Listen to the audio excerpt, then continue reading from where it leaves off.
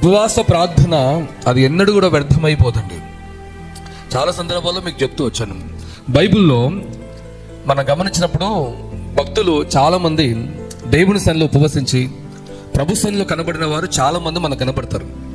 మీరు క్రొత్త నిబంధనలు చూడండి, మనకి మాదిరి, మన ప్రధాన కాపరి, మన ప్రభు యేసుక్రీస్తు వారు సేవ ప్రారంభించాలి అన్నప్పుడు ఒక 40 రోజులు రాత్రి పగలు కూడా ఉపవాసం ఉండి సేవను ప్రారంభించారు. దేవునికి స్తోత్రం. 40 రోజులు ఉపవాసం ఉండి 3.5 సంవత్సరాల పరిచయం చేశాడు.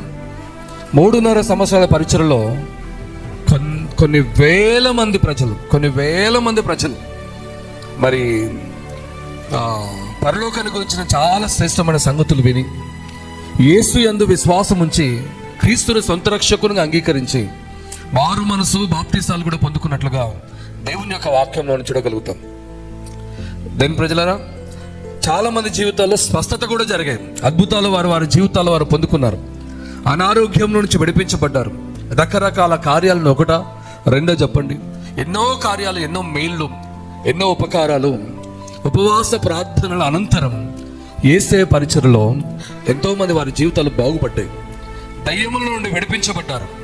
సాతాను శక్తుల నుంచి వారు విడుదల పొందుకున్నారు. వారి జీవితంలో ఒక అందమైన, అద్భుతమైన, ఆహ్లాదకరమైన వాతావరణాన్ని పొందుకుని ప్రభుని వెంబడించిన వారుగా అనేకమైన వారు ఉన్నారు. అందరూ బట్టి ప్రభుకి మహిమ.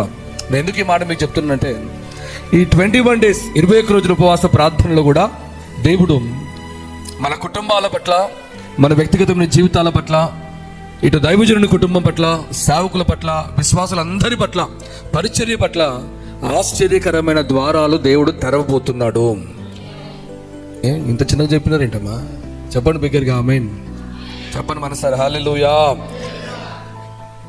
ఆశ్చర్యకరమైన ద్వారాలు దేవుడు దైవజనుల కుటుంబం పట్ల మాత్రమే కాదు, సేవకుల జీవితాల్లో మాత్రమే కాదు, మందిరంలో పరిచర్య చేసిన వారి కుటుంబంలో మాత్రమే కాదు, దేవుని మందిరానికి విశ్వాసంతో చేరుకుంటున్న ప్రతి కుటుంబం పట్ల కూడా 21 రోజుల ఉపవాస ప్రార్థన గొప్ప ప్రభావితాన్ని చూపించి ఒక ఆశ్చర్యమైన ద్వారాలు వారి కుటుంబంలో దేవుడు తెరవబోతున్నాడని మనసారా నమ్మి ప్రభువుని స్తుతిస్తున్నాను. ఏకీభవించిన వారు ఒకసారి బిగ్గరగా చప్పట్లు కొట్టి ప్రభు యొక్క నామను కనపరిచిన దేవునికి మహిమ కలుగును గాక.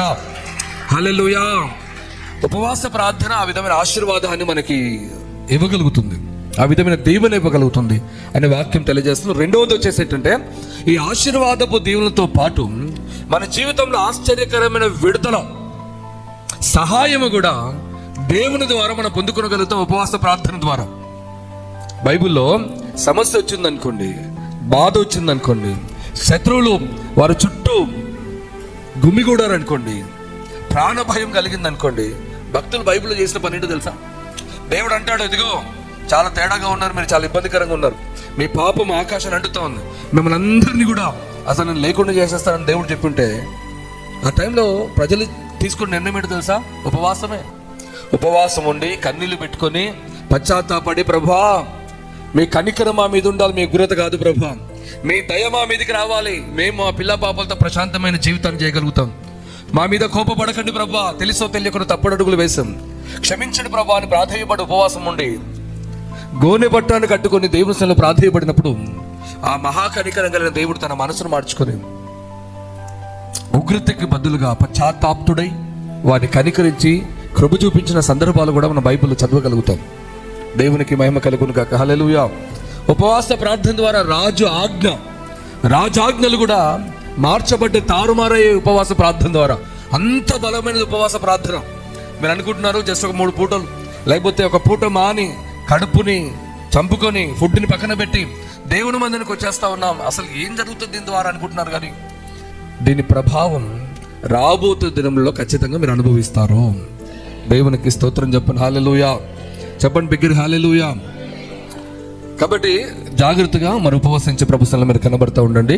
ప్రభు మిమ్మల్ని అన్ని విషయాలు దీవించి ప్రభు మిమ్మల్ని ఆశీర్వదించును గాక.